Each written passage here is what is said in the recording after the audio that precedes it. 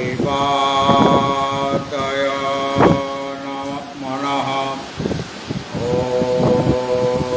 शान्ति शान्ति शान्तिः। श्रुते स्मृतिपुराणानाम् आलयं करुणालयं नमामि भगवत्पादं शङ्करं लोकशङ्करं। सर्ववेदान्त सिद्धान्त गोचरं तमगोचरं गोविन्दं परमानन्दं सद्गुरुं प्रणतोऽस्म्यहम्। प्रातःकालीन सत्रे আমাদের আলোচ্য বিষয় জগৎগুরু শঙ্করাচার্য প্রণীত বেদান্তের প্রকরণ গ্রন্থ বিবেক চূড়ামণি। 386 সংখ্যক শ্লোক পর্যন্ত আমাদের আলোচনা করা হয়েছিল। আজকে 387 শ্লোক থেকে হবে। 386 নম্বর শ্লোকে বলা হয়েছিল যে ব্রহ্মাদি স্তম্ভ পর্যন্ত, ব্রহ্মা থেকে আরম্ভ করে তৃণগুল্মলতা পর্যন্ত যত শরীর আছে, অর্থাৎ ব্রহ্মার যে শরীর থেকে আরম্ভ করে আরও যত শরীর আছে, একদম সবচেয়ে নিকৃষ্ট বা ছোট্ট তৃণ গুল্মলতা ইত্যাদি সমস্ত শরীরে এই সমস্ত হচ্ছে উপাধি। শরীর, এই এত শরীর সব উপাধি আত্মা। এই জন্য এই সমস্তগুলি উপাধয়, এই যে উপাধি সকল ব্রহ্মাদি স্তম্ভ পর্যন্ত উপাধয়, এগুলি সব শরীরগুলি সব হচ্ছে উপাধি। এবং মৃষা মাত্রা সব মিথ্যা, উপাধিগুলি হচ্ছে সব মিথ্যা। ততঃ মানে সেই কারণে, যেহেতু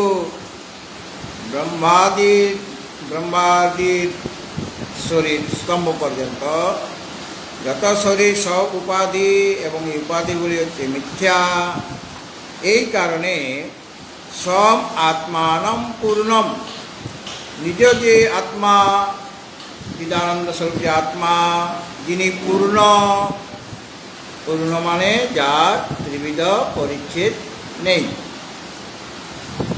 সেই যে পূর্ণ যে এক আত্মা রয়েছেন, একাত্মনা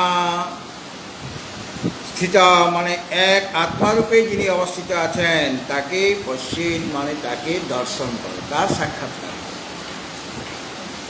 তো যত শরীর আছে সব উপাধি ভেদে এক, উপাধি ভেদ আছে, এদের উপাধিগুলি আলাদা আলাদা, কিন্তু আত্মা এক, আত্মা হচ্ছে না, উপাধিগুলি আলাদা আলাদা। মনুষ্য, পশু, পক্ষী, কীট, পতঙ্গ ইত্যাদি রূপে ভিন্ন ভিন্ন এগুলি প্রচিত হচ্ছে উপাধিগুলি। যেমন ঘটের দ্বারা উপহিত যে আকাশ, ঘটাকাশ, মহাকাশ থেকে আলাদা হচ্ছে কি না? না, মহাকাশ থেকে ঘটাকাশ আলাদা কি না? উপাধি ভেদে আলাদা, সে তো সীমিত হয়ে গেছে। বাস্তবিক পক্ষে ঘট যখন ভঙ্গ হয়ে যাবে তখন এক হয়ে যাবে, মানে ঘটাকাশ মহাকাশে লীন হয়ে যাবে। তো এই যে উপাধির জন্য এই সমস্ত যে ব্রহ্মাজির থেকে আরম্ভ করে আর যত শরীর যত আছে সবগুলি ভিন্ন ভিন্ন বলে আমাদের কাছে প্রতীত হচ্ছে কিনা, ওই ঘটাকাশের মতো। এই উপাধিগুলি সমস্ত হচ্ছে মিথ্যা। অতএব উপাধি যদি পরিত্যক্ত হয়ে যায়, উপাধি যদি ত্যাগ হয়, তাহলে নিজ আত্মা অপর জীবের আত্মা আর ভিন্ন ভিন্ন থাকে না। আমার আত্মা তোমার আত্মা তখন আর ভিন্ন থাকবে না, কেননা উপাধি ভঙ্গ হলে তখন সব আত্মা এক হয়ে যাবে, তখন ভিন্ন ভিন্ন বলে মনে হবে, কেননা একই আত্মাই থাকে তখন। এটা অনুভব করার জন্য আচার্য বলছে যে একই আত্মা, উপাধিগুলি ভেদ আছে। সেই উপাধি যেমন ব্রহ্মার শরীর উপহিত আত্মা আর ইন্দ্র শরীর অভিমানী যে আত্মা, দুটা ভিন্ন ভিন্ন। কিন্তু এটা উপাধি যদি ত্যাক্ত হয়ে যায়, শরীরটা যদি ত্যাক্ত হয়ে যায়, তাহলে পর আত্মা এক। তার আগে সব ভিন্ন ভিন্ন বলে মনে হচ্ছে, আসলে কোনো ভিন্নতা আমাদের মধ্যে নেই। এইটাই আবার ভ্রান্তি বিলয়ে সত্য বস্তুর অভিব্যক্তি হয়। ভ্রান্তি যখন দূর হয়, তখন সত্য বস্তু আমাদের কাছে প্রকাশিত হয়ে যায়, ভ্রমটা দূর হতে হবে। বলছেন 387, যত্র ভ্রান্ত্যা কল্পিতং यद विवेके तन्मात्रं नैव तस्माद् विभिन्नं भ्रान्तेर्नाशे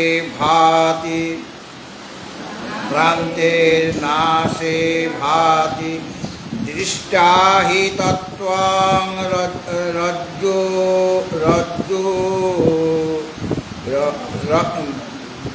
दृष्टा हि तत्त्वं रज्जो तद्वद् विश्वमात्मस्वरूपम्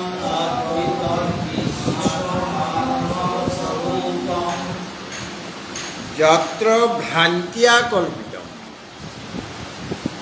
ভ্রান্তিয়া মানে ভ্রান্তিবশত, ভ্রান্তি থেকে ভ্রান্তিয়া শব্দটা এসেছে। ভ্রান্তিয়া মানে ভ্রান্তি থেকে তৃতীয়ার এক বচনে ভ্রান্তিয়া মানে ভ্রান্তিবশত মানে ভ্রমবশত। যত্র, যত্র মানে যেখানে, মানে যে, যস্মিন অধিষ্ঠানে, যে অধিষ্ঠানে। একটা ভ্রম হতে গেলে অধিষ্ঠান লাগে। যত্র মানে যস্মিন অধিষ্ঠানে, যে অধিষ্ঠানে, ভ্রান্তিয়া মানে ভ্রান্তিবশত, যৎ কল্পিত এটা কল্পিত হচ্ছে, যে অধিষ্ঠানে ভ্রান্তিবশত যা কল্পিত হচ্ছে, বিবেকে তৎ যদি বিবেক হয়ে যায় মানে ভেদক জ্ঞান হয়ে যায়। একটা আরোপিত বস্তু আর একটা অধিষ্ঠান সত্তা আছে। হ্যাঁ, আরোপিত যে সর্পটা রজ্জুতে আরোপিত হচ্ছে ভ্রান্তিবশত। হ্যাঁ, ভ্রান্তিবশত সর্প রজ্জুতে আরোপিত হয়েছে, এই কারণে রজ্জুটা হলো অধিষ্ঠান। রজ্জুরূপ অধিষ্ঠানে যৎ কল্পিতম, ওই সর্পটা কল্পিত হয়েছে। বিবেকে যখন বিবেক হয়ে যাবে, অর্থাৎ অধিষ্ঠান স্বরূপের জ্ঞান হয়ে যাবে, তখন মানে তৎকল্পিতং সর্পম, সেই যে কল্পিত সাপ, সে তৎকল্পিতং সেই যে কল্পিত, তন্মাত্রং সেই কল্পিত বস্তুটা তন্মাত্রং হয়ে যাবে, মানে অধিষ্ঠান মাত্র স্বরূপ হয়ে যাবে। অর্থাৎ আরোপিত যে সর্প সেটা অধিষ্ঠান যে রজ্জু তাতে লয় হয়ে যাবে, মানে অধিষ্ঠান স্বরূপ হয়ে যাবে। যদি বিবেক হয়ে যায়, তৎ মানে কল্পিতম সর্পম, সেটা তন্মাত্রং মানে অধিষ্ঠান মাত্র স্বরূপম, অধিষ্ঠান মাত্র হয়ে যাবে। তস্মাৎ অর্থাৎ সেই যে অধিষ্ঠান, সেই অধিষ্ঠান থেকে ন এব বিভিন্ন, সেটা অধিষ্ঠান থেকে ওটা বিভিন্ন মানে ভিন্ন হয় না। কোনটা? যেটা কল্পিত যে সর্প। কেননা যখন বিবেক হয়ে যাবে তখন সেই কল্পিত সর্পটা অধিষ্ঠান স্বরূপ হয়ে যাবে, তন্মাত্র হয়ে যাবে, মানে অধিষ্ঠান স্বরূপ হয়ে যাবে। তখন আর সেই অধিষ্ঠান থেকে তাকে মানে অধিষ্ঠানে জ্ঞান হচ্ছিল, তখন আমি সর্প দেখছিলাম। অধিষ্ঠানাৎ মানে অধিষ্ঠান থেকে, মানে রজ্জু থেকে নয় এব, তখন সেটা ভিন্ন নয়, মানে অভিন্ন হয়ে গেল, মানে সর্পটা এতে লীন হয়ে গেল।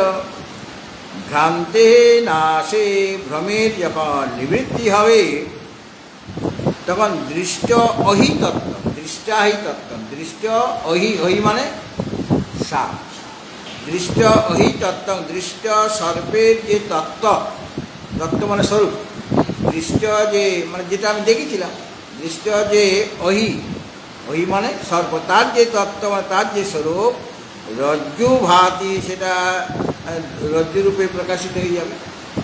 আমার ভ্রম যখন হয়েছিল, তখন সেই ভ্রম বশতে কী হয়েছিল না, আমার সর্প দেখছিলাম, কিন্তু ভ্রান্তে না, সেই ভ্রমটা যখন দূর হয়ে যাবে, তখন দৃষ্টাহি তত্ত্বম, মানে সর্পের স্বরূপ যেটা আমার দৃষ্ট হয়েছিল ভ্রম অবস্থায়, সেটা রজ্জু ভাতি, সেটা রজ্জুরূপে প্রকাশিত হয়ে যাবে।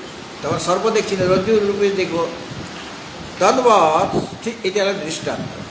দৃষ্টান্ত কি না, যে অধিষ্ঠানে ভ্রমবশত যেটা কল্পিত হয়, যে অধিষ্ঠানে ভ্রমবশত যেটা কল্পিত হবে, যেমন রজ্জুরূপ অধিষ্ঠানে ভ্রমবশত সর্বকল্পিত হচ্ছিল, বিবেক জ্ঞান হলে বিবেকে, বিবেকে সেই যে কল্পিত পদার্থ সেটা অধিষ্ঠান মাত্র হয়ে যায়। এটা সাধারণ নিয়ম, এটা হলো সাধারণ নিয়ম।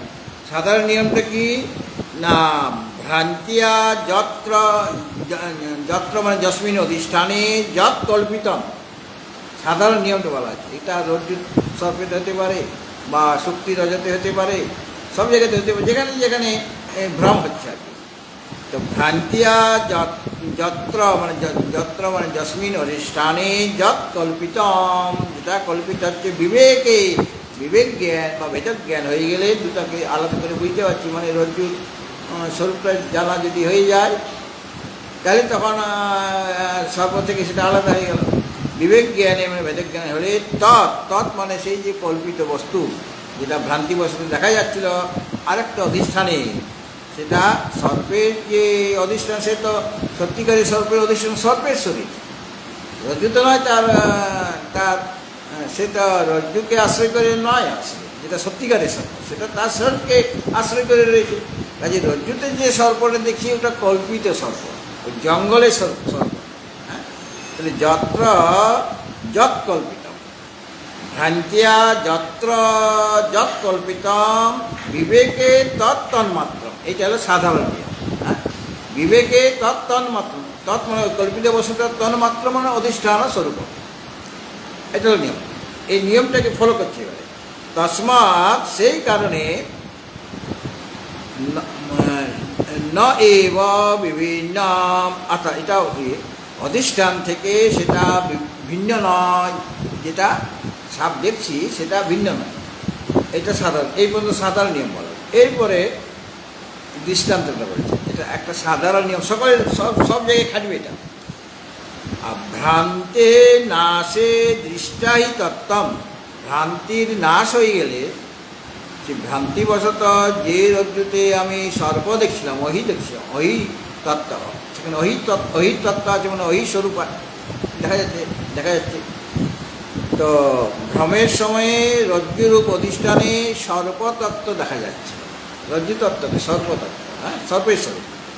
আর ভ্রান্তি নাশ হলে দৃষ্টাই তত্ত্ব, ওই যে সর্পের তত্ত্ব, সর্পের স্বরূপ আমি দেখেছিলাম ভ্রমকালে, সেটা এখন আমার ভ্রান্তি নাশ হয়ে গেছে, মানে অজ্ঞান দূর হয়ে গেছে, মানে রজ্জু বিষয়ক অজ্ঞান যেটা ছিল সেটা দূর হয়ে গেছে। দূর হওয়ার ফলে আমি তখন কী বুঝতে পারছি, যে সর্পের স্বরূপ আমি আগে দেখেছিলাম ভ্রমকালে, সেটা আসলে রজ্জু ভাতি, রজ্জুরূপে সে প্রকাশিত হয়। তদ্বৎ, ঠিক সেই রকমভাবে এই পর্যন্ত দৃষ্টান্ত, আর এতে দাস্তান্তিকে বলছেন ঠিক সেই রকমভাবে বিশ্বমটা মানে এটা কল্পিত সর্পের মতো। হ্যাঁ, বিশ্ব মানে সমস্ত জগৎ আত্মস্বরূপম, আত্মস্বরূপে, কেননা আত্মা হলেন অধিষ্ঠান, যে আত্মারূপ অধিষ্ঠানে তাকে আশ্রয় করে আমি সাপ দেখছি, মানে জগৎ প্রপঞ্চ দেখছি। আত্মাকে এখানে রজ্জু, রজ্জু যেমন অধিষ্ঠান, একটা ভ্রম হতে গেলে একটা অধিষ্ঠান লাগে, মানে কাকে আশ্রয় করে ভ্রমটা বাড়াচ্ছে। এমনি আমার এখানে কিছুই নেই, আমার এখানে আমি ঝিনুক দেখছি, রজত দেখছি, বা এখানে আমি সাপ দেখছি, এরকম হবে? কোনো অধিষ্ঠান নেই, আশ্রয় নেই, ভ্রমের একটা আশ্রয় চাই। বিশ্ব রজস্ব। তাহলে পর ওই তদ্বৎ মানে ঠিক সেরকমভাবে বিশ্ব মানে সমস্ত জগৎ আত্মস্বরূপ, আত্মস্বরূপ, আত্মস্বরূপ অধিষ্ঠানে ভ্রম বসত মানে অজ্ঞান বসত। এখানে ভ্রমটা হলে ওখানেও রজ্জু সর্বে যে এটা সেটা রজ্জু বিষয়ক অজ্ঞান। হ্যাঁ, রজ্জু বিষয়ক অজ্ঞানের জন্য রজ্জুকে রজ্জু বলে জানতে পারছি না বলেই তো সাপ দেখছি আমি। আর এখানে ওই পরমাত্মা তিনি হলেন অধিষ্ঠান, তার জ্ঞান আমার নাই, অজ্ঞান আছে, তদ বিষয়ে অজ্ঞান আছে। এই জন্য ওই অজ্ঞানতা বশত অধিষ্ঠান যে পরমাত্মা, তাতে আমি কল্পিত জগৎ দেখছি। এটা কল্পিত মানে মিথ্যা, সমস্ত জগৎ হলো কল্পিত। মানে অধিষ্ঠানে যেমন রজ্জুতে সর্পের আরোপ হয়ে গেছে, এই জন্য ওটাকে সর্প বলে মনে করছি। রজ্জুর সাথে সর্পের কি সম্পর্ক? একটা আধ্যাত্মিক সম্বন্ধ আছে। মানে অধিষ্ঠান হলেন রজ্জু, আর সর্প হলো অধ্যস্ত পদার্থ। হ্যাঁ, সেটার অধ্যাস হয়েছে কোথায়? রজ্জুতে। তাহলে সর্প মানে রজ্জুটা, তাহলে সর্পতে আমি দেখছি, এই রজ্জুটা সর্পের প্রতি কি কারণ? উপাদান কারণ কি? বিবর্ত কারণ। এটা বিবর্তিত হয়েছে, এটা পরিণত হয়ে যায়নি। রজ্জুটা সর্পরূপে কি পরিণত হয়ে গেছে? যদি পরিণত হয়ে যেত তাহলে আর রজ্জু খুঁজে পেতাম না, সাপ হয়ে গেছে রজ্জুটা। এটাকে বলা হচ্ছে বিবর্তন, মানে বিবর্তিত হয়ে গেছে, মানে ওইভাবে দেখছি আমি, আসলে কিছুই হয়নি। তাহলে এই রজ্জুটা হলো সর্পের বিবর্ত কারণ, উপাদান কারণও নয়, নিমিত্ত কারণও নয়। কি কারণ? বিবর্ত কারণ। যেহেতু রজ্জুটা সত্যি সত্যি সর্প হয়ে যায় না, বা সর্পরূপে পরিণত হয়ে যায় না, বা তার একটা অংশ থেকে সাপ হয়েছে তাও নয়, সম্পূর্ণ অংশটা নিয়েই তো সাপ। 3 হাত রজ্জু তো 3 হাতেই সাপ। যতখানি মোটা, যতখানি স্থূল রজ্জু, ততখানি সর্পটাও স্থূল। মানে সুতরাং এই যে জগৎ প্রপঞ্চ দেখছি, এটা বিবর্তিত হয়েছে। মানে অধিষ্ঠান যে পরমাত্মা, তাকে আশ্রয় করে, তাকে অধিষ্ঠান করে অজ্ঞানবশত, মানে প্রকৃতি বা মায়ার দ্বারাই, প্রকৃতিই কর্মাণি ক্রিয়মাণানি সর্বস, প্রকৃতির থেকে সমস্ত কিছু উৎপন্ন হচ্ছে। প্রকৃতি মানে মায়া। মায়া সে একটাকে অধিষ্ঠান করে, আশ্রয় করে, তাকে এই জগৎ, এই পরমাত্মা চেতন পরমাত্মাকে আশ্রয় করে আশ্রয় যখন করলো, তখন যা কিছু প্রকৃতি থেকে উৎপন্ন হচ্ছে, মহত্তত্ত্ব, অহংকার, তারপরে সূক্ষ্ম পঞ্চভূত, এই শরীর, ইন্দ্রিয়, মন, বুদ্ধি, সমস্ত প্রকৃতির কাজ। যা কিছু পাহাড়, পর্বত, নদী, নালা দেখি, সব প্রকৃতির কাজ, সব মায়ার কাজ। কিন্তু মায়া তো একা কিছু করতে পারেনি, সে তো চেতনকে অধিষ্ঠান করে তবে গিয়ে সে এত শক্তি পাচ্ছে। চেতনকে আশ্রয় না করলে প্রকৃতি জড়, তার থেকে কিছুই হবে না। তো পরমাত্মারূপ অধিষ্ঠানকে আশ্রয় করে প্রকৃতি থেকে যা কিছু হচ্ছে, প্রকৃতি নিজেই মায়া। মানে 3টা গুণ আছে, সত্য, রজ, তম। কাজে জাগতিক সমস্ত বস্তু মায়া রচিত। মায়া রচিত, মায়া মানে কল্পনা শক্তি, কল্পনার দ্বারা রচিত। আমি মনে মনে কল্পনা করছি, বিরাট রাজপ্রসাদে বাড়ি নিলাম, মনে মনে কল্পনা করি। হ্যাঁ, তো সেই বাড়িতে তুমি থাকতে পারবে? হ্যাঁ, কেন? তোমার একটা কল্পনা প্রসূত, কিন্তু তুমি চোখের সামনে দেখতে পাচ্ছি বিরাট তোমার টালির ঘর বা টিনের ঘর। ভালো লাগছে না এখানে থাকতে, গরম লাগছে, আর ঠান্ডার সময়ে খুব ঠান্ডা বাতাস ঢুকে যায়। তুমি ভাবছো বিরাট একটা অট্টালিকা বানাবো, সেখানে আমি থাকবো, আর ভাড়া টাড়া কাউকে দেবো না। ওই সব ঘরে একটা করে আমার বিছানা থাকবে। হ্যাঁ, যখন যেখানে যাবো সব এসি টেসি সব লাগানো থাকবে, আর সেই দরজা সেরকম হবে, জানলাগুলি সেরকম হবে, সব তার দিয়ে রঙিন কাঁচ লাগিয়ে দেওয়া হবে, খুব বাড়িতে দেখতেও হবে না। এইভাবে মনে মনে ছেঁড়া কাঁথাতে বসে তুমি চিন্তা করছো। আর তোমার বসার জায়গাটা, ভাবনা করার জায়গাটা হলে ছেঁড়া কাঁথা, মানে খুবই গরিব মানুষ। হ্যাঁ, সেই বিরাট অট্টালিকা তৈরি করে দিয়েছে। সেখানে কোথায় থাকবে, কোথায় তার পত্নীকে রাখবে, ছেলেমেয়েরা কোন জায়গায় থাকবে, তারপর চাকর বাকর কোথায় থাকবে, আর কোনটা রান্নাঘর হবে, কোন বাথরুমটা, কোন বাথরুমটা, কোন টয়লেটটা আমি ব্যবহার করবো, এটা অন্যকে ঢুকতে দেবো না, এটা একদম দিয়ে থাকবে। এইভাবে তুমি কল্পনা করে বিরাট অট্টালিকা সেই সমস্ত সুন্দর বানিয়ে দিয়েছে। তারপরে এখন তুমি যদি বলো ওটা তো তোমার কল্পনা, এখন বলে এই যা চলো চলো চলো, আমার তো অট্টালিকায় সব ঢুকো, এই ঘরে ঢুকো, তোমার ঘরের নাম সব লেখা আছে, কোন ঘরে কার সব নাম লিখে রেখেছে। থাকা যাবে কি? থাকা যাবে কেন? ওটা তোমার কল্পনা প্রসূত। সেই রকম এই সম্পূর্ণ জগৎটা কল্পনা প্রসূত, কল্পনা থেকে উৎপন্ন হয়েছে, মায়া থেকে রচিত হয়েছে। মায়াটা কল্পনা, সমস্ত জগৎ মিথ্যা কিনা? কিন্তু এই জগৎ মিথ্যাটা, এই যে জগৎকে দেখা যাচ্ছে কিসের জন্য? যেন অধিষ্ঠান আছে তার। কিন্তু একা একা তো কিছু করতে পারেনি, একটা অধিষ্ঠান আছে। অধিষ্ঠানকে পরমাত্মা, পরমাত্মারূপ অধিষ্ঠানকে আশ্রয় করে এই সম্পূর্ণ জগৎ প্রপঞ্চ আমার কাছে সত্য বলে প্রতীত হচ্ছে। ভ্রান্তি যতক্ষণ ভ্রান্তি ততক্ষণ জগৎ আছে, যতক্ষণ আমার অজ্ঞান আছে, ভ্রম আছে, ততক্ষণ জগৎও আছে। ক্ষুধা পিপাসা সবই আছে, কথাবার্তা সবই চলছে, কিন্তু সবগুলি হলো মায়া রচিত। কথাবার্তা বা সুখ দুঃখ ভোগ করছি, আর কেউ সম্মান করছে, কেউ অপমান করছে, সেটাও আমাকে সহ্য করতে হচ্ছে। হ্যাঁ, অপমানও সহ্য করতে হচ্ছে। তারপরে যুদ্ধ বিগ্রহ, ঝগড়াঝাঁটি, ওর সাথে খুব হয়ে গেল আমার একচোট। হ্যাঁ, সব আসলে মিথ্যা মায়া রচিত, কিছুই হয় না। মানে তুমি এতক্ষণ ধরে সিনেমা দেখছিলে, মানে নাটক দেখছিলে, সামনে রয়েছে তো তোমার সাদা বস্ত্র, সাদা বস্ত্রটাই আছে, মানে স্ক্রিনটাই আছে, আর কিছু নাই। সেই স্ক্রিনটাকে আশ্রয় করে, সেটা হলো অধিষ্ঠান, সেই স্ক্রিনকে আশ্রয় করে এই দৃশ্য প্রপঞ্চ দেখছি, তখন সত্য বলে মনে হচ্ছে। হ্যাঁ, কিন্তু ওই স্ক্রিনের সাথে দৃশ্যাবস্থাগুলির কী সম্পর্ক? অধিষ্ঠান সম্পর্ক, সে অধিষ্ঠান। আর সে ছাড়া, স্ক্রিন ছাড়া কোনো দৃশ্য দেখা যাবে না। তাহলে দৃশ্যগুলি ওই স্ক্রিন তৈরি করেছে কি? যা কিছু দৃশ্য দেখা যাচ্ছে, স্ক্রিনের কোনো ভূমিকা আছে যে সে তৈরি করবে এইগুলি? আগুন জ্বালাবে, জল নিয়ে আসবে, বা এই নায়ক নায়িকা বা এইসব গাছপালা, স্ক্রিন কিছু করেনি সেখানে। এইগুলো অথচ দেখা যাচ্ছে, মানে অনুমন্তা উপদেষ্টা সব ওইখানে উদাসীনের মতো আছে, যা কিছু হচ্ছে। আর ওদের দৃশ্যাবলীর যে দোষগুণ, সেগুলি কি স্ক্রিনকে লিপ্ত করবে? আগুন কি গরম করে দেবে স্ক্রিনটাকে, বা জলটাকে ভিজিয়ে দেবে? বা কেউ যুদ্ধ করছে, ছোড়াটা লেগে গেল, তাহলে কি স্ক্রিনটা কেটে যাবে? তাদের দোষগুণের দ্বারা স্ক্রিন লিপ্ত হয় না, স্ক্রিন কিছু করেও না।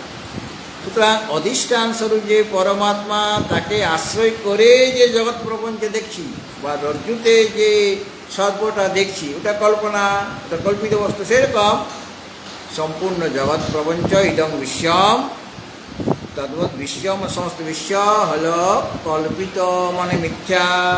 সেটা আত্মস্বরূপেই, সর্পটা যেমন রজ্জু স্বরূপেই। ওখানে দৃষ্টান্ত কি দেখা দিল? এই সর্পটা, যেটা ভ্রমবশত সর্প দেখছিলাম, সেটা আসলে রজ্জুই, মানে সর্পটা হলো কিছু। সেরকম এই বিশ্বটা আত্মস্বরূপেই, আত্মাই, কেননা ওটা তো মিথ্যা। কাজে ভ্রম যখন কেটে গেল, যখন বিবেক এসে গেল, তত্ত্ব জ্ঞান হয়ে গেল, তখন আর জগৎ প্রপঞ্চ নাই। তখন জগৎ প্রপঞ্চ গেল কোথায়? সেটা তো আত্মস্বরূপেই, সর্বম খল্লিদং ব্রহ্ম, এরকম উপনিষদেও বলা আছে। যে অধিষ্ঠানে ভ্রমবশত যেটা কল্পিত হয়, বিবেক জ্ঞান হয়ে গেলে, অর্থাৎ তাদের ভেদক জ্ঞান হয়ে গেলে, সেই কল্পিত পদার্থ অধিষ্ঠান স্বরূপেই হয়ে যায়। এটা সাধারণ নিয়ম। হ্যাঁ, তা থেকে ওই কল্পিত বস্তুটা ভিন্ন হয় না, একই। ভ্রমের নিবৃত্তি হলে ওই ভ্রমের সময় দৃষ্ট যে সর্প, সেটা সেই সর্পের তত্ত্ব যে স্বরূপ, সেটা রজ্জুরূপে প্রতীত হচ্ছে। ভ্রম কেটে গেলে, বিবেক হয়ে গেলে আর কি, সেটা রজ্জুরূপে। সর্পের তত্ত্ব মানে সর্পের স্বরূপটা কি, সেটা রজ্জু স্বরূপে। ঠিক সেরকম এই সমস্ত জগৎ হলো আত্মস্বরূপ। কারণ জগৎটা হলো মায়া কল্পিত, ভ্রমবশত আমি জগৎ দেখছি। আর যেহেতু ভ্রমবশত দেখছি, তাহলে ওটা মিথ্যা হবে। এটা ভ্রমবশত আমি দেখব, সেটা মিথ্যা হবে। অতএব ভ্রম যখন কেটে যাবে, বিবেক হয়ে গেলে, বিবেক হলে ভ্রম কেটে যাবে, মানে তত্ত্বজ্ঞান যখন হয়ে যাবে, তখন জগৎ প্রপঞ্চ গেল কোথায় বলে, সেটা তো আত্মস্বরূপে। কেন ওটা আত্মস্বরূপ হয়ে যায়, মানে অধিষ্ঠান স্বরূপ হয়ে যায়। কল্পিত স্বরূপে যেমন অধিষ্ঠান স্বরূপ হয়ে গেল, সে অনেকে পালিয়ে যাচ্ছে, সাপটা ওখানে লীন হয়ে গেল। ঠিক সেরকমভাবে ওই সমস্ত জগৎ হলো আত্মস্বরূপ। সর্পিত কল্প সেটা হলো আরোপিত। রজ্জুতে ভ্রমবশত যেটা কল্পিত হয়েছে, সেটা আরোপিত, অর্থাৎ রজ্জুতে সর্প আরোপিত হয়ে গেছে, ভ্রমের দ্বারা আরোপিত হয়েছে। আর দড়িতে যখন সর্পের ভ্রমটা দূর হয়ে যায়, তখন সর্পটি দড়ি মাত্র বলে জানা যায়, ওটা দড়িয়েই। ভ্রম কালেও দড়ি ছিল, আর ভ্রম হওয়ার আগেও দড়ি ছিল, তাই না? আর ভবিষ্যতে দড়িয়েই থাকবে, কোনো সময় সাপ হয়ে যাবে না। হ্যাঁ, ভ্রম হয়ে গেলে আবার সাপ হতে পারে, কিন্তু ভ্রম নিবৃত্ত হয়ে গেলে আর ওটা সাপ হবে না কোনো সময়। সুতরাং কল্পিত সর্পের তত্ত্বটা কি, সেটা দড়ি মাত্র, রজ্জু মাত্র, আর অন্য কিছুই নয়। ঠিক সেরকমভাবে সমস্ত জগৎ আত্মাতে কল্পিত, মানে আত্মাতে অধ্যস্ত, মানে আরোপিত হয়েছে। এই ভ্রম যখন নিবৃত্ত হয়ে যাবে, তখন কি জানা যাবে যে সমস্ত জগতে স্বরূপ হচ্ছে সে কেবল আত্মাই, আত্মাই তার স্বরূপ। জগৎটা আত্মা থেকে ভিন্ন নয়। কোন দৃষ্টিতে, মানে আত্মা তো মিথ্যা পদার্থ। কাজেই যেটা জগৎ রূপে আমি দেখছিলাম অজ্ঞান অবস্থায়, সেটা আসলে পরমাত্মা স্বরূপে। এটা বিচার করে জানতে হবে আমাদের। আচার্য বলেছেন, হ্যাঁ, অর্থাৎ এই সমস্ত জগৎ হচ্ছে আত্মস্বরূপ। সর্বম খলু ইদং ব্রহ্ম, অর্থাৎ সমস্ত ব্রহ্মেই সমস্ত জগৎ হয়েছেন, ব্রহ্মেই সব কিছু হয়েছেন। ব্রহ্মই বৈদং সর্বম, ব্রহ্মেই সব কিছু হয়েছেন, বা সর্বম খল্লিদং ব্রহ্ম। এটা ছান্দক উপনিষদে আছে যে ব্রহ্মেই সব কিছু হয়েছেন। হ্যাঁ, ব্রহ্মে সব হয়েছেন, ব্রহ্ম অতিরিক্ত অন্য কোনো তো পদার্থ নাই। সব কিছু হয়েছেন মানে তার কোনো পরিণাম হয়ে যায়নি। অজ্ঞানতা বশত যখন দেখছি আমরা, তখন যা কিছু দেখা যাচ্ছে সব ব্রহ্ম, তাদের স্বরূপটা ব্রহ্মস্বরূপে, ব্রহ্ম থেকে তারা আলাদা কিছু নয়। ঠিক আছে, এটাকে আরও স্পষ্ট করছেন। স্বয়ং ব্রহ্মা স্বয়ং বিষ্ণু স্বয়ং ইন্দ্র স্বয়ং শিব স্বয়ং বিশ্বমিদং সর্বম তস্মাদন্যন্ন কিঞ্চন তস্মাদন্যন্ন কিঞ্চন।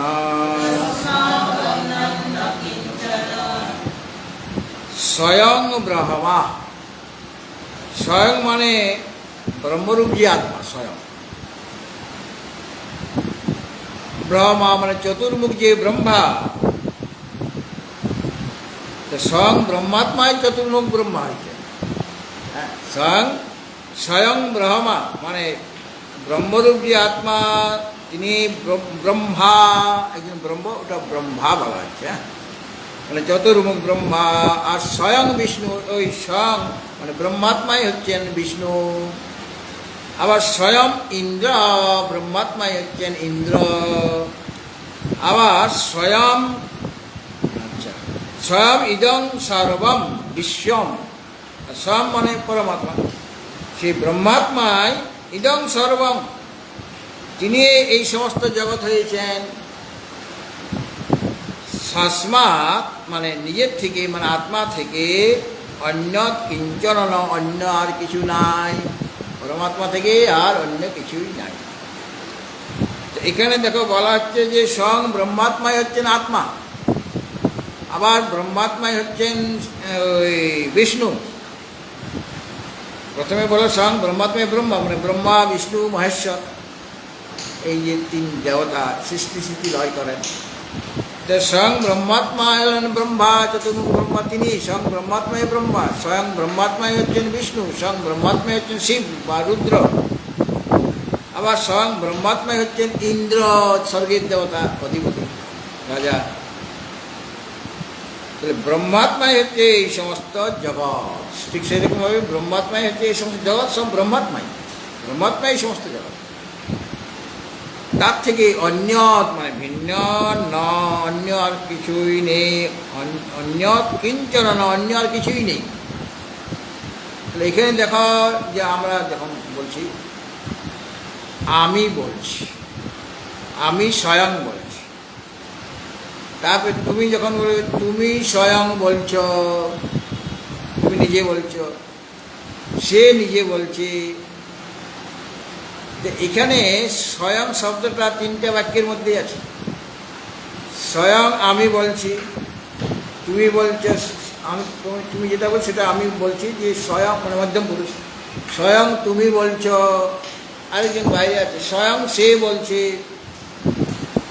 তাহলে পর এই যে বলছে এটা সব জায়গায় একই, এই এই বলছে, কে বলছে সেটা ব্যক্তি পাল্টে যাচ্ছে, কখনো উত্তম পুরুষ বলছে আমি বলছি, আবার দ্বিতীয় জায়গায় তুমি বলছো মধ্যম পুরুষ হয়ে গেল, আর এই জায়গায় কি উত্তম মধ্যম, আর সে ওটা কি কোন পুরুষ, প্রথম পুরুষ, প্রথম পুরুষ মধ্যম পুরুষ মানে মন্দ পুরুষ বলি না, ওটা প্রথম পুরুষ নাম দেওয়া হয়েছে। প্রথম পুরুষ মানে শ্রেষ্ঠ নয়, প্রথম পুরুষ মধ্যম পুরুষ উত্তম পুরুষ। প্রথম পুরুষ মানে থার্ড কি বলে, ওই ইংরেজিতে কি বলে, ফার্স্ট টেন্স। যে উত্তম পুরুষকে কি বলা হবে, উত্তম পুরুষকে কি বলে ইংরেজিতে, first person, second person, third person. হ্যাঁ, first person, second person, third person. First person মানে উত্তম পুরুষ, সেকেন্ড পার্সন মানে মধ্যম পুরুষ, থার্ড পার্সন মানে সে তিনি ইত্যাদি। তো দেখো স্বয়ং কিন্তু সব জায়গায় একইভাবেই রয়েছে। স্বয়ং আমি বলছি, স্বয়ং তুমি বলছো, স্বয়ং সেখানে স্বয়ং আছে, স্বয়ং সে বলছে, কিন্তু যে বলছে সে পাল্টে যাচ্ছে। আমি বলছি মানে উত্তম পুরুষে এটা বলছি, মধ্যম পুরুষে তুমি বলছো ওটা পাল্টে গেল, আর প্রথম পুরুষে সে বলছে। কিন্তু স্বয়ংটা সব জায়গায় আছে কি না, স্বয়ংটা সব জায়গায় অনুসূত হয়ে আছে। এই স্বয়ং হলো পরমাত্মা, স্বয়ংটা সব জায়গায় মানে অনুসূত হয়ে আছে। সুতরাং ওই আমি তুমি সে এটা বাদ পড়ে যাচ্ছে, কিন্তু মানে তুমি বলছে যখন তখন আমি নাই, আবার সে বলছে যখন বলছি তখন সেটা আমিও নাই তুমিও নাই, আর আমি বলছি যখন তখন তুমি নাই সে নাই। এইভাবে ওগুলির মধ্যে ভিন্নতা আছে, মানে ওগুলি পাল্টে পাল্টে যাচ্ছে, কিন্তু স্বয়ংটা একই আছে কমন। যেমনভাবে অনেকগুলি ফুল দিয়ে একটা মালা তৈরি হয়, তো প্রত্যেকটা ফুলের ভিতরে সুতো আছে একটাই, হ্যাঁ, কিন্তু ফুল অনেক। প্রথম ফুল থেকে দ্বিতীয় ফুল ভিন্ন কিনা, দ্বিতীয় ফুল থেকে তৃতীয় ফুল ভিন্ন, মানে যত ফুল আছে পরস্পর ভিন্ন, কিন্তু প্রত্যেকটা ফুলের মধ্যে সুতা একটাই, তাই না, সুতা একটাই। সেরকম মানে সুতাটা সকলের মধ্যে অনুসূত, মানে সে হলো ব্যাপক, তার মধ্যে প্রবিষ্ট হয়ে আছে। তো ঠিক সেরকমভাবে স্বয়ং আমি, স্বয়ং তুমি, স্বয়ং সে, বা স্বয়ং আমি বলছি, স্বয়ং তুমি বলছো, বা সে স্বয়ং সে বলছে, এখানে আমি তুমি বা সে এটা বাদ পড়ে যাচ্ছে, কিন্তু স্বয়ংয়ের ব্যবহার সর্বত্র হচ্ছে, সব জায়গাতেই স্বয়ং বলতে হচ্ছে। আর ওখানে পঞ্চদশে বলা হচ্ছে যে ঘটক জ্ঞান পটক জ্ঞান, ঘটক জ্ঞান থেকে পটক জ্ঞান আলাদা, কিন্তু জ্ঞান তো সব জায়গায় একই, সম্বিত বলা হয়েছে। জ্ঞান সব জায়গায়, মানে বস্তুগুলি পাল্টে পাল্টে যাচ্ছে, কিন্তু জ্ঞানটা সব জায়গায় একই। ঘটক জ্ঞানও জ্ঞান, পটক জ্ঞানও জ্ঞান, মঠক জ্ঞানও জ্ঞান। তাহলে জ্ঞানটা সব জায়গায় অনুসূত হয়ে আছে। ওই যেটা অনুসূত হয়ে সেটাই সত্য, যেটা বারবার পাল্টে পাল্টে যাচ্ছে সেটা সত্য। যেটা বারবার পাল্টে যাচ্ছে, যেমন জাগ্রত অবস্থা, স্বপ্ন অবস্থা, সুষুপ্তি অবস্থা। জাগ্রত অবস্থায় যে আমি আছি, স্বপ্ন অবস্থায় আমি ঠিকই পাল্টে যাচ্ছে, আমি স্বপ্ন দেখছি। আর আমি নিদ্রায় অভিভূত ছিলাম, আমিটা এক আছে। কিন্তু জাগ্রত অবস্থা থেকে স্বপ্ন অবস্থা ভিন্ন, স্বপ্ন অবস্থা থেকে সুষুপ্তি অবস্থা ভিন্ন। জাগ্রত অবস্থায় স্বপ্ন আর সুষুপ্তি নেই, স্বপ্ন অবস্থায় জাগ্রত আর সুষুপ্তি নেই, আর সুষুপ্তি অবস্থাতে জাগ্রত নেই, স্বপ্ন নেই। কিন্তু সব জায়গাতে আমি ঢুকে আছি, আমি জেগে আছি, আমি স্বপ্ন দেখছি, আমি ঘুমিয়েছিলাম। যে সর্বত্র অনুষ্ঠিত হয়ে আছে সে হল পরমাত্মা। রূপ রস গন্ধ, রূপ রস গন্ধ এগুলি আলাদা, কিন্তু এগুলির প্রকাশক বিজ্ঞান, এটা প্রকাশক একজন আছে। আর প্রকাশ্য মানে যিনি স্বয়ং প্রকাশ, তার দ্বারা তো সমস্ত কিছু প্রকাশিত হচ্ছে। সেটা পরে বলবে না ওই কথাগুলি। প্রকাশ্য থেকে প্রকাশক আলাদা, প্রকাশ্য ভিন্ন ভিন্ন হলেও প্রকাশক কিন্তু একজন, সেটা জন্য শ্লোক আছে আর কি। তো এখানে এই যে স্বয়ং এর ব্যবহার কিন্তু সব জায়গায় হচ্ছে। আমরা তিনটি বাক্য বলেছি, কিন্তু তিনটা বাক্যের মধ্যে ওই প্রথম অংশটা থেকে যাচ্ছে স্বয়ং, আর বাকি অংশটা বারবার পাল্টে যাচ্ছে। স্বয়ং নামক যে বস্তু সেটা সর্বত্র অনুসূত হয়ে আছে, সব বাক্যে সে অনুসূত হয়ে আছে, সব বাক্যের মধ্যে আছে। সেই স্বয়ংটি হচ্ছে ব্রহ্ম বা আত্মা, হ্যাঁ তিনি। আর এই যে এক ব্রহ্ম বা আত্মা, সে আত্মায় উপাধি ভেদে তিনি ব্রহ্মা হয়েছেন। মানে ব্রহ্মার শরীর, আগে যেটা বলা হয়েছে, ব্রহ্মার শরীর, শিবের শরীর, বিষ্ণুর শরীর, হ্যাঁ, উপাধি ভেদে। অর্থাৎ ওরা উপহিত, ওটা নিরুপাধিক নয়। ব্রহ্মা বিষ্ণু শিব নিরুপাধিক নয়, সোপাধিক। আর যিনি শুদ্ধ আত্মা তিনি হলেন নিরুপাধিক। সুতরাং ওই স্বয়ং এখানে ব্রহ্ম বা আত্মা, এই যে ব্রহ্ম বা আত্মা তিনি ব্রহ্ম, এবং এই এক ব্রহ্ম বা আত্মায় উপাধি ভেদে তিনি ব্রহ্মা হয়েছেন, তিনি শিব হয়েছেন, তিনি বিষ্ণু হয়েছেন, তিনি ইন্দ্র হয়েছেন, তিনি মানুষ হয়েছেন, তিনি পশু হয়েছেন, তিনি পাখি হয়েছেন, তিনি বৃক্ষলতা পাতা হয়েছেন। হ্যাঁ, এখানে কয়েকটা নাম দেওয়া হয়েছে, মানুষের কথা বলা হয়নি, ইন্দ্র অব্দি থেমে গেছে। কিন্তু ওই যত মনুষ্য আছে, উপাধি মনুষ্য শরীর, সেটাও তিনি হয়েছেন। সব তো ভ্রম, ব্রহ্মা বিষ্ণু মহেশ্বর সব ভ্রম আসলে। কেননা ওগুলি উপাধির জন্য মারা যাচ্ছে। ওদের যে শরীর উপাধি বশত তাকে ব্রহ্মা বিষ্ণু মহেশ্বর বলা হচ্ছে, মানুষ বলা হচ্ছে, দেবতা বলা হচ্ছে, পশু পাখি বলা হচ্ছে, কীট পতঙ্গ বলা হচ্ছে, গাছপালা বৃক্ষ ইত্যাদি বলা হচ্ছে। তাহলে পর উপাধি তো মিথ্যা, এগুলি তো সব উপাধি মাত্র। এই যেটা উপাধি ভেদে ব্রহ্মা বিষ্ণু শিব ইন্দ্র বা মনুষ্য পশু পক্ষী সব উপাধি ভেদে হয়েছে, শরীর সব আলাদা আলাদা। আর উপাধি হচ্ছে মিথ্যা। সুতরাং বাকি থেকে যায় কি, মিথ্যা যদি বাদ দিলাম তাহলে বাকি থাকলো, অবশেষে থাকলো ব্রহ্ম। এরা সবাই ব্রহ্মই সব কিছু, সব কিছু হয়েছে। ব্রহ্মা বলো বিষ্ণু বলো, ব্রহ্মই সব কিছু হয়েছে। সেই কাজগুলি হবে, কেউ সৃষ্টি করবেন, কেউ পালন করবেন, কেউ সংহার করবেন। মানুষের কাজ আছে, দেবতাদেরও কাজ, দেবরা ইন্দ্রেরও কাজ আছে। কাজেই পশু পক্ষী তাদেরও কাজ আছে। নিজের নিজের ক্ষেত্রে সকলেরই প্রয়োজনীয়তা আছে। বাঘ সিংহের প্রয়োজন আছে কি না? বাঘ যখনই কমে যাচ্ছে তখন যারা বন বিভাগে কাজ করে তারা খবর দিল যে এই বাঘের সংখ্যা কমে যাচ্ছে। বাঘের সংখ্যা কীভাবে বাড়ানো যায়, কেন কমে যাচ্ছে, রোগে না শিকার হয়ে যাচ্ছে, সেইভাবে বাঘটাকে রক্ষা করার চেষ্টা করবে কি? হ্যাঁ, তাদেরও প্রয়োজন আছে, সিংহেরও প্রয়োজন আছে, একটা কাক, একটা ইঁদুর, মানে যত প্রাণী আছে নিজে নিজের ক্ষেত্রে সকলেই কিন্তু প্রয়োজনীয়।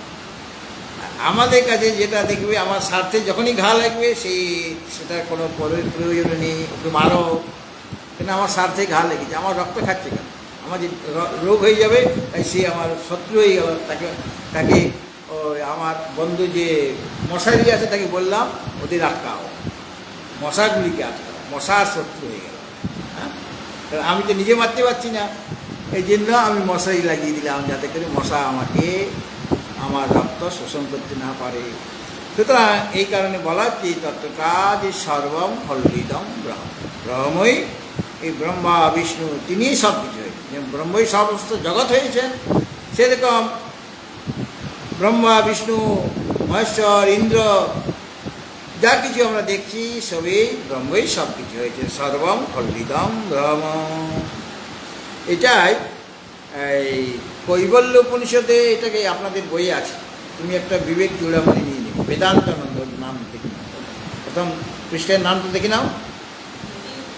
হ্যাঁ, প্রথম পৃষ্ঠে দেখো না, আরে প্রথম পৃষ্ঠে বেদান্তানন্দ পেয়েছ নামটা, এইটা খুব দরকার। এটা না পাওয়া গেলে ওইটা নিবে। হ্যাঁ, যখন যাবে কৈবল্য উপনিষদে বলা হয়েছে এই কথাটি, তোমাদের বইয়ে আছে, ওটা নিচে আছে। স ব্রহ্মা স শিব সেন্দ্র সো অক্ষর পরমাশরাট।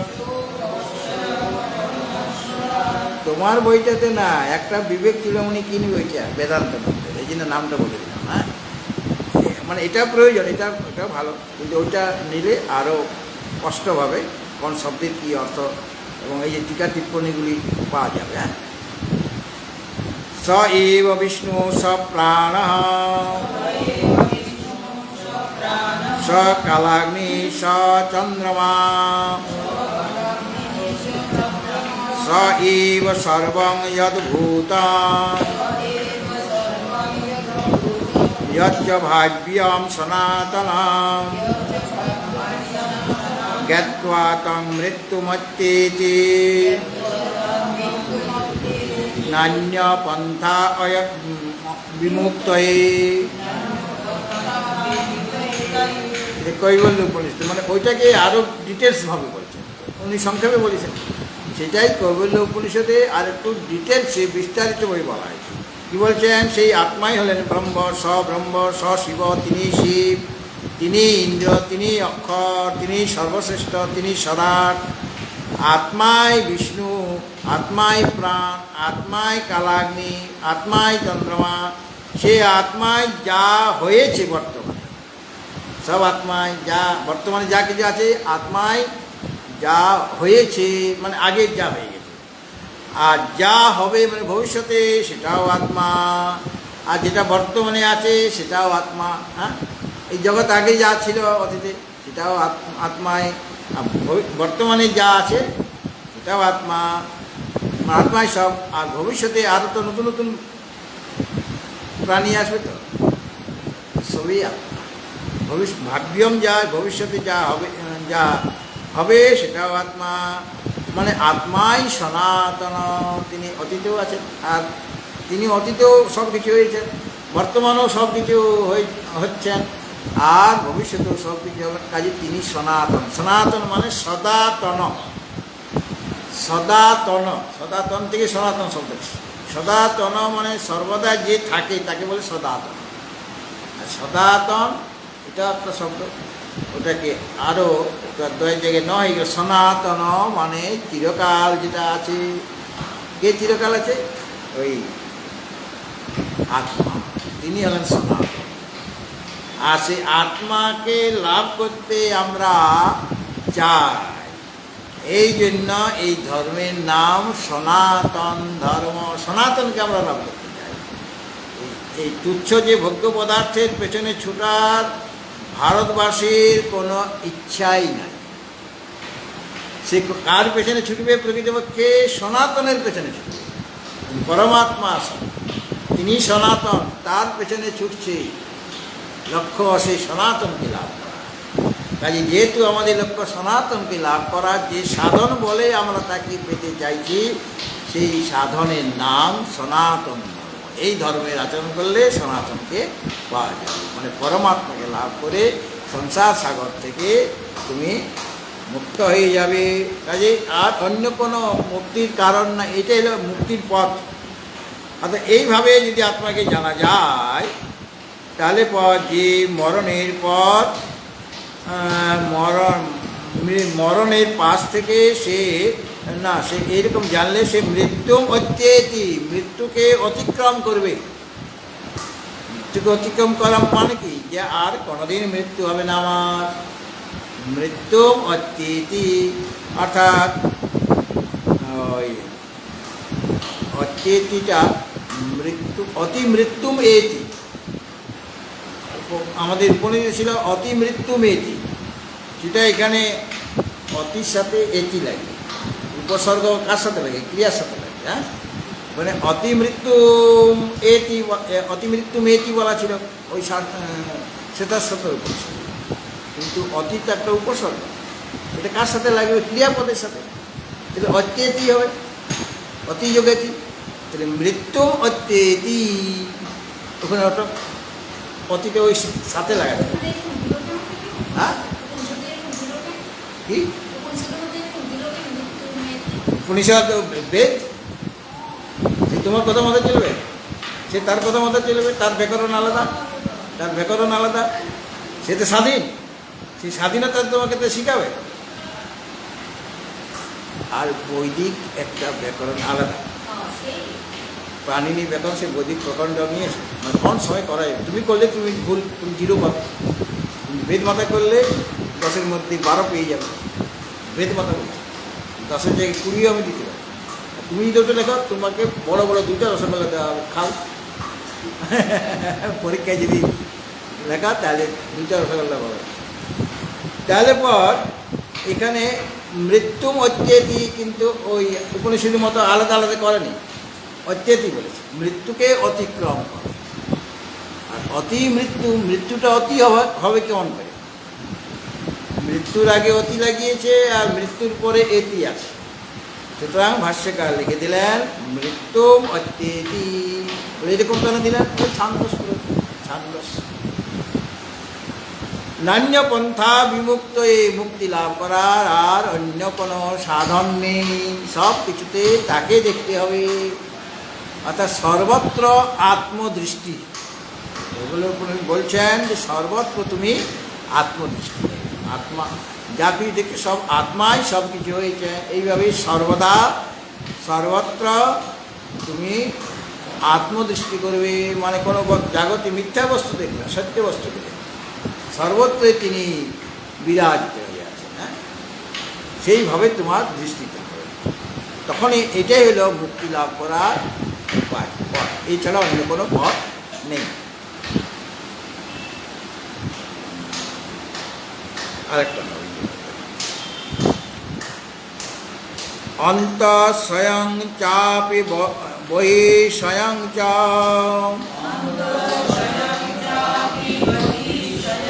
ওটাকে আবার বিস্তারিত করছে, ওই যে স্বয়ং ব্রহ্মা স্বয়ং বিষ্ণু বলা হয়েছিল, ওইটাকে বিস্তারিত করছে।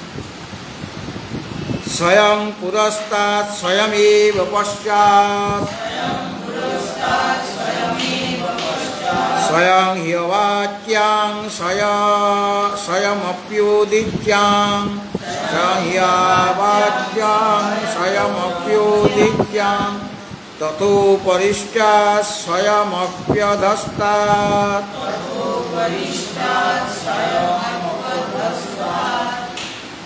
আমাদের উপনিষদে আছে, মুন্ডক উপনিষদে, ব্রহ্মৈব ইদম অমৃতম পুরস্তাৎ ব্রহ্ম পশ্চাৎ, ব্রহ্ম দক্ষিণতা ব্রহ্ম উত্তরেণ, অধশ্চ ঊর্ধ্বং চ প্রসূতাং, ব্রহ্মৈবৈদং বিশ্বম ইদং বরিষ্ঠম। এটা মুন্ডক উপনিষদে আছে। সেখানে কী বলা হয়েছে, যে অমৃত মানে অবিনাশী যে ব্রহ্ম,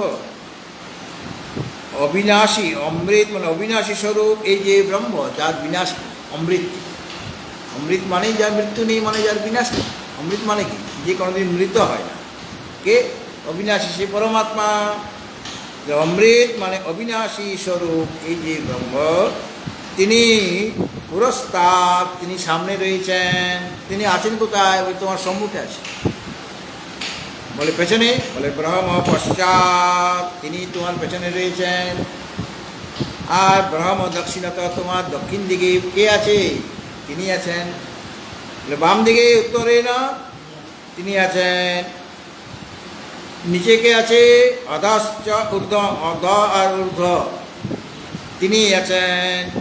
অধশ্চ ঊর্ধ্বং চ প্রসূতং, অর্থাৎ উপরে এবং নিচে এবং ব্রহ্মে, উপরে উপরে এই ব্রহ্ম, নিচেও এই ব্রহ্ম, হ্যাঁ, সর্বত্র ব্যাপ্ত।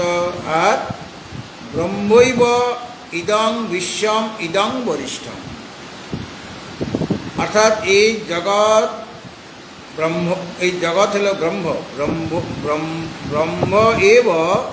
ব্রহ্ম এব ইদং সর্বং, মানে এই জগৎ ব্রহ্মই, ব্রহ্মই হলেন শ্রেষ্ঠতম। বিশ্ব ইদং বরিষ্ঠম, তিনি হচ্ছে সর্বশ্রেষ্ঠ। আরও তোমাদের বইয়ে দেখো, আরও অনেকগুলি দৃষ্টান্ত দেওয়া আছে। পরে শ্লোকটা মানে আচার্য যেটা বলেন সেটা নিয়ে ব্যাখ্যা করা হবে। এই বিষয়ে বলা হয় যে তোমাদের বিয়োগ চূড়ামণিটা দেখো, ওই যাদের নেই তারা শুনে যাও। হ্যাঁ,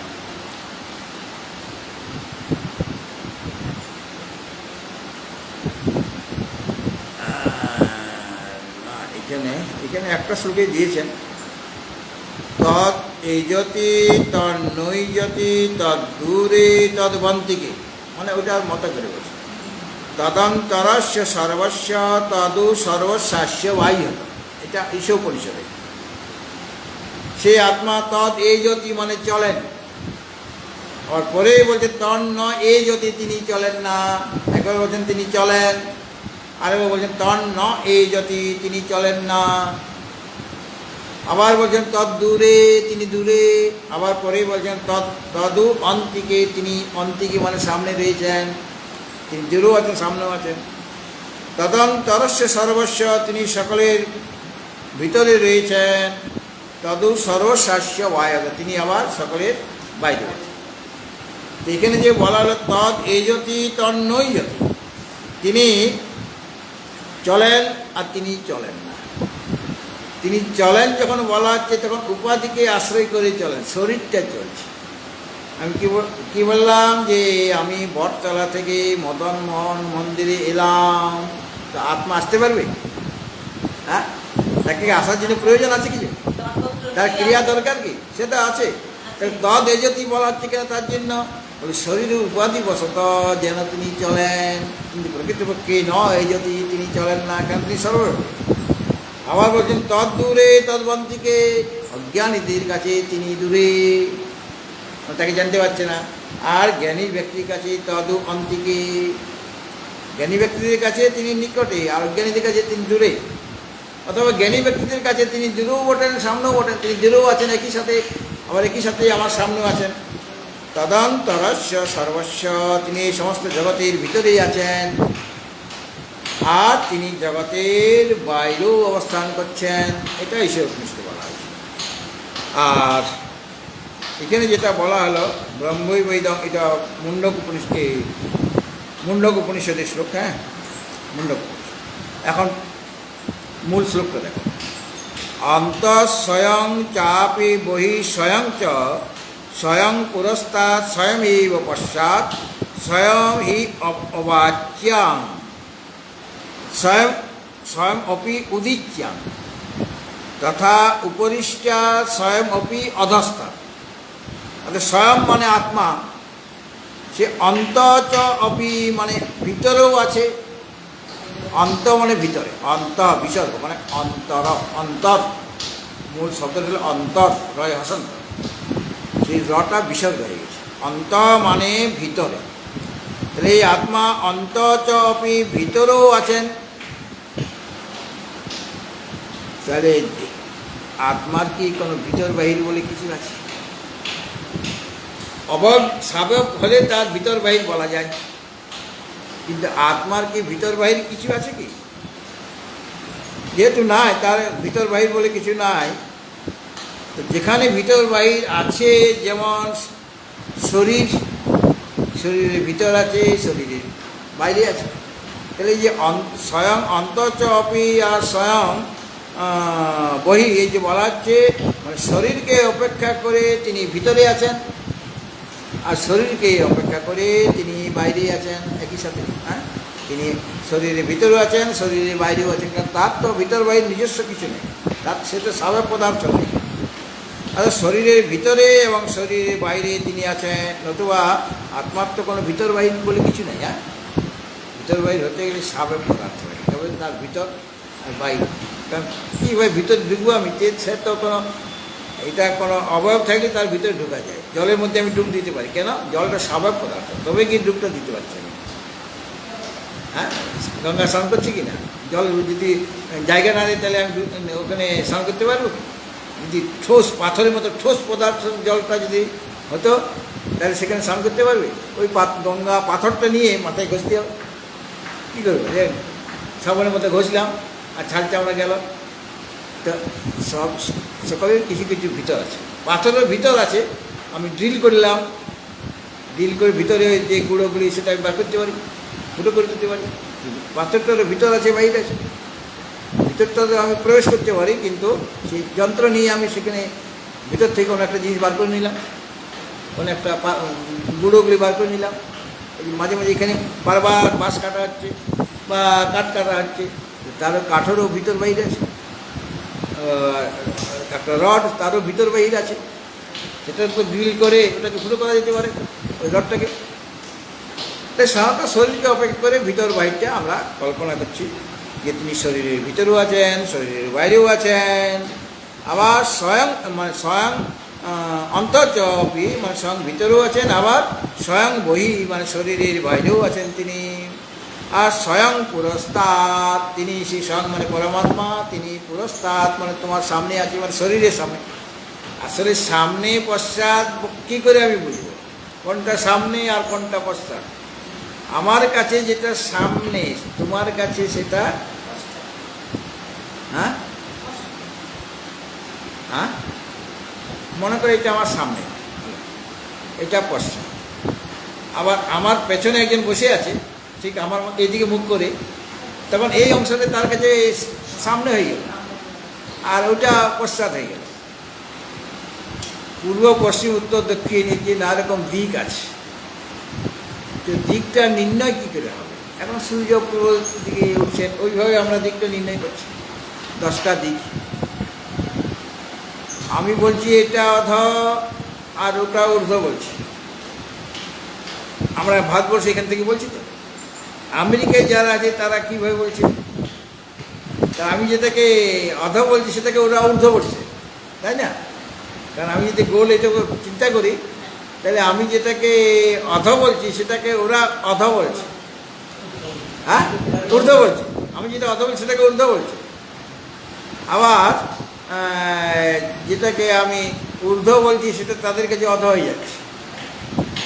কিন্তু তুমি যেটা তোমার শরীরটাকে হিসাব করে তুমি দেখো, তোমার শরীরের সামনে যা আছে, তোমার শরীরের পেছনে যা আছে, তোমার শরীরের হ্যাঁ, তো এখানে বলা হচ্ছে ওই ভিতরে, আর বলা হচ্ছে স্বয়ং পুরস্তাৎ স্বয়ং এব পশ্চাৎ, পশ্চাৎ মানে পেছন দিকে। আর স্বয়ং ই অবাচ্যাম, অবাচ্যাম শব্দের অর্থ হলো দক্ষিণ দিক। এই ডান হাতটা যেদিকে থাকবে সেটা আমার দক্ষিণ দিক, মানে এটা দক্ষিণ ডান, এটা দক্ষিণ হস্ত, এটা বাম হস্ত, এটা আমরা বলি দক্ষিণ হস্ত। মানে দিকভাবে বলছি না, এই হাতটা হলো দক্ষিণ হস্ত আর বাম হাতটা হলো মানে আমরা বলি বাম হাত, বা এটা বাম হাতেই বলি, কিন্তু এটা আমরা ডান হাত বলি। এটা বাম হাত, এটা ডান হাত। ডান হাত মানে দক্ষিণ হস্ত, আর বাম হাত মানে এই বাম হাত মানে বাম হাতটা কী বলে? দক্ষিণ, দক্ষিণ দক্ষিণ হস্ত। এই বাম হাতটা বাম হাতেই বলি। এই ডান হাতটাকে আমি সংস্কৃতে দক্ষিণ হস্ত বলি। হ্যাঁ, যেমনভাবে আপনি যে মন্দির পরিক্রমা করবেন, মন্দিরকে দক্ষিণ হাত যেদিকে আছে সেদিকে দেখে পরিক্রমা করতে হবে। আমার যে ডান হাতটা যেন তার দিকে থাকে। মন্দির এটা আছে, আমি যদি এইভাবে ঘুরি তাহলে আমার বাম হাতটা এসে যাচ্ছে, আর যদি এইভাবে ঘুরি তখন আমার ডান হাতে এই জন্য মন্দির পরিক্রমা যেটা বলা হচ্ছে, প্রদক্ষিণ বলি কি না, পরিক্রমাটাকে আমরা প্রদক্ষিণ বলি। তো প্রদক্ষিণ মানে কি, দক্ষিণ হাতটা তার দিকে রাখতে হবে, তবে প্রদক্ষিণ হবে। আর বাম হাতটা রেখে দিলে তখন তোমার ভাগ্যটা বাম হয়ে যাবে, মানে আশীর্বাদ দেবে না, যেটুকু ছিল সব নিয়ে নেবে ভগবান। হ্যাঁ, অনেকে আবার উল্টা দিকে ঘুরে আর কি। যাই হোক, তাহলে তোমার পুরস্কার মানে সামনে যেটা আছে সেটাও আত্মা, স্বামী এবং পশ্চাৎ, তোমার সামনে মানে পশ্চাতে তিনি, আর স্বয়ং হি অবাচ্যা মানে আত্মা দক্ষিণ দিকেও আছেন, দক্ষিণ দিকেও আছেন, আর স্বয়ং অপি উদিচ্যা মানে আত্মা, উদিচ্যা মানে উত্তর দিকে, আর অবাচ্যা মানে দক্ষিণ দিকে, তিনি দক্ষিণ দিকেও আছেন, সেই আত্মা উত্তর দিকেও আছেন। তথা ঠিক সেরকমভাবে স্বয়ং অপি উপরিষ্ঠা, তিনি উপরেও আছেন, আর অধস্থা স্বয়ং অপি অধস্থা, তিনি নিচেও আছেন, অর্থাৎ তার সর্বত্র 10 দিকে। এটা কটা নাম বলা হলো, সবটার নাম বলা হয় না, ওই পূর্ব পশ্চিম উত্তর দক্ষিণ, তারপরে কোনগুলি আছে ঈশান অগ্নি বায়ু নৈরিত, ঈশান অগ্নি নৈরিত বায়ু, তারপরে ঊর্ধ্ব, 10টা দিক। তো যেদিকে তাকাবে সেই দিকেই তিনি। এই জন্য একজন ইয়ে ছিলেন, মানে খুব ভক্ত ছিলেন, নামটা ভুলে যাচ্ছে সে। হ্যাঁ, না নামদেব না, আরেকজন, আপনি গল্পটা বললে বুঝতে পারবেন, যে তার তো কোনো থাকার জায়গা নেই, সে একটা শিব মন্দির পেয়েছে, সেই শিব মন্দিরে তার বিশ্রাম করছে, ঘুমাচ্ছে, আর পা শিবলিঙ্গের করে রয়েছে। আর এক শিব ভক্ত সকালবেলায় দেখে যে ওটা সাধু বাবা পাগুলিকে রেখেছে শিবের মাথায়, বলো সাধু বাবা কী করছো, এটা শিব মন্দির, এটা কী করছো পাটা এখানে? বলে বাবা আমি তো বুঝতেই পারছি না কিছু, আমার তো শরীরটা সেরকম নয়, তো যেদিকে শিব নেই সেদিকে আমার পাটা একটু যদি সরিয়ে দিত, তা সরিয়ে দিয়েছে, আর সেদিকে আবার সেই শিবলিঙ্গ, যেদিকে সরায় সেদিকেই শিবলিঙ্গ, তারপরে দেখে গিয়ে চারদিকে ঘুরিয়ে দিল, চারদিকে শিবলিঙ্গ হয়ে গেল। তারপরে সে তো অবাক বলে আপনি কে? তখন বিসমিল্লাহ কি একটা নাম আছে, হ্যাঁ নামদেব না, এটা অন্য একটা নাম। হ্যাঁ,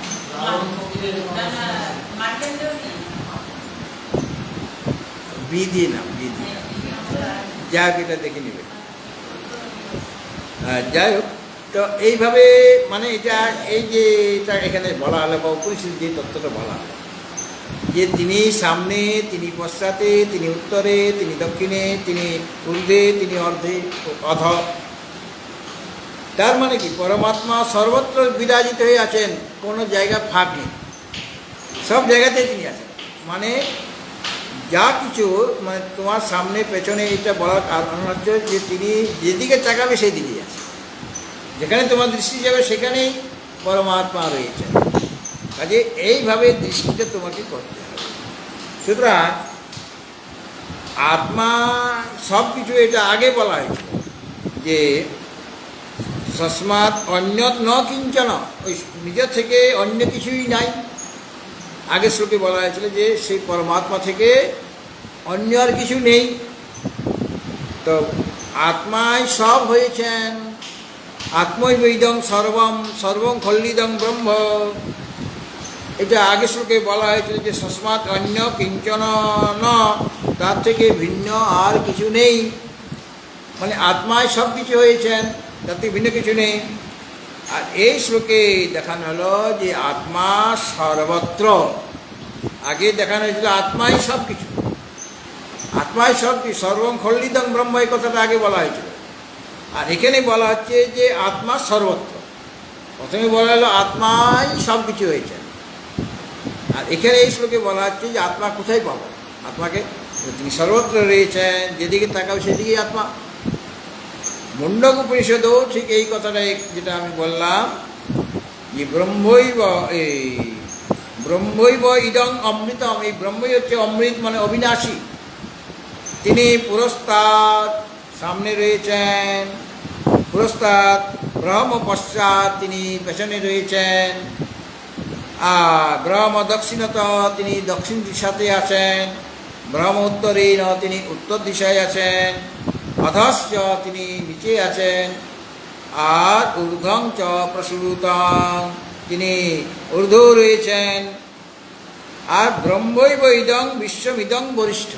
কথা আর বলবো, এই ব্রহ্ম হল সর্বত্র ব্যাপ্ত, ব্রহ্মৈব ইদং সর্বম, অর্থাৎ এই জগৎ ব্রহ্মই,